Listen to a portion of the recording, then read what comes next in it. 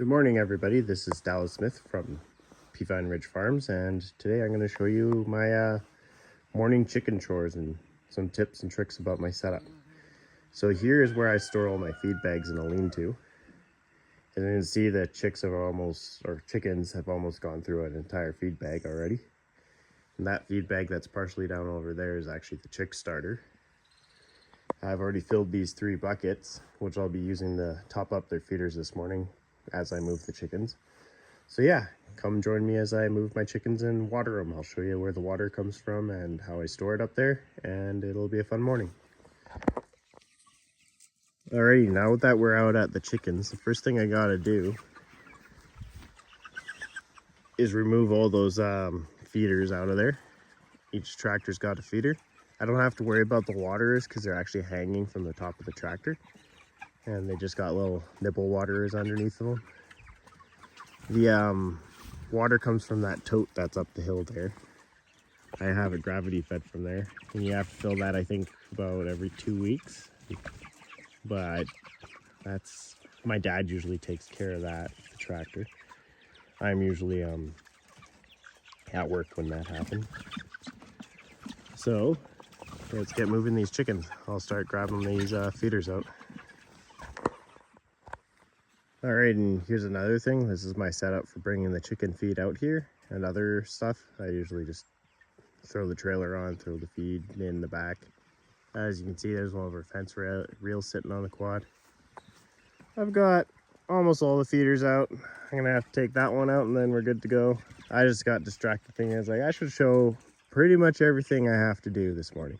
But yeah, as you can see, this trailer doesn't hold the buckets too securely. That's why we got gamma lids on them. They always tip over.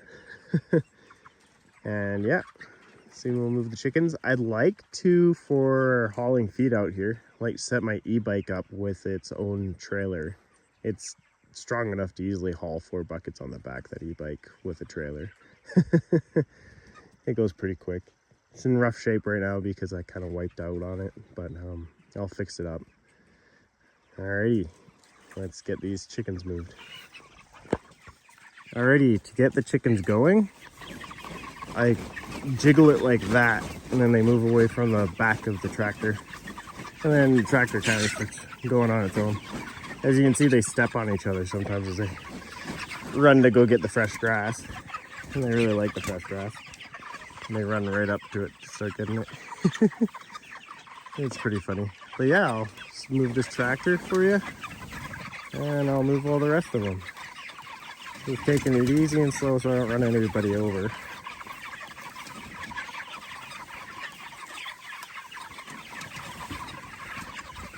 All right, everybody's gone to the front for the fresh grass, so that counts. Makes it so it goes quicker.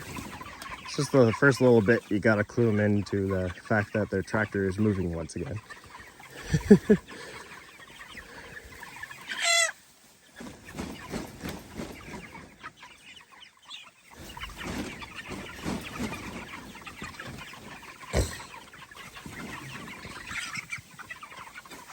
There you guys go.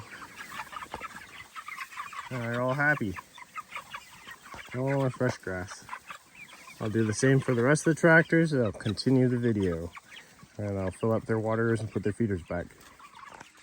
Another thing I just noticed. Looks like my dad blew a tire yesterday. Or just lost the whole entire wheel. Yeah, as you can see, that's where the chickens were. And it's pretty mucky where they were. But yeah, oh, I haven't moved that tractor yet, so there's my dad moved. Lost the wheel.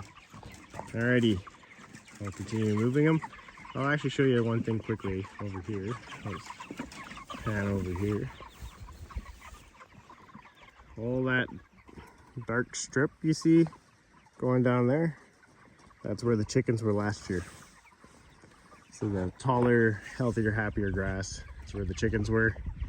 It provides just tons of nitrogen and other nutrients to the soil, having these chickens poop and scatter their feed all over the place.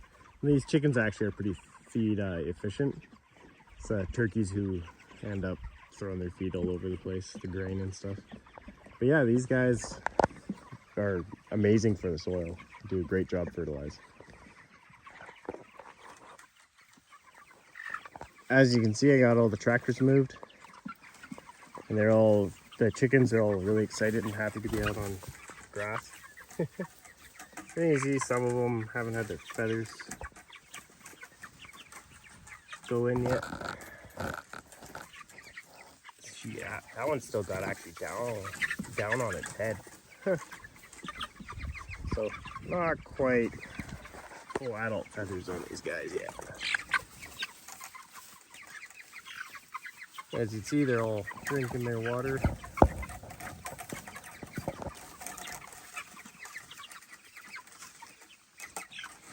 See if I can get a better shot of that.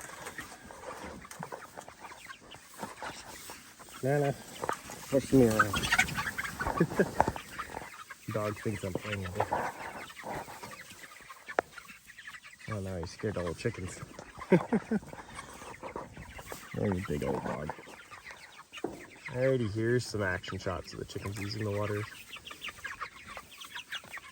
As you can see, I guess they water the grass a bit too as they use them.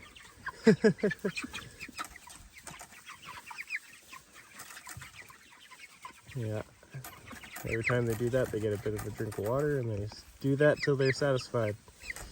Okay. Well, I'll put the feeders in now. Got enough distracted enough. Alrighty, some tips and tricks for moving these guys. Always have your tractors pointed downhill. It's way easier to pull them downhill than up or sideways. It's always good just to use gravity as your friend.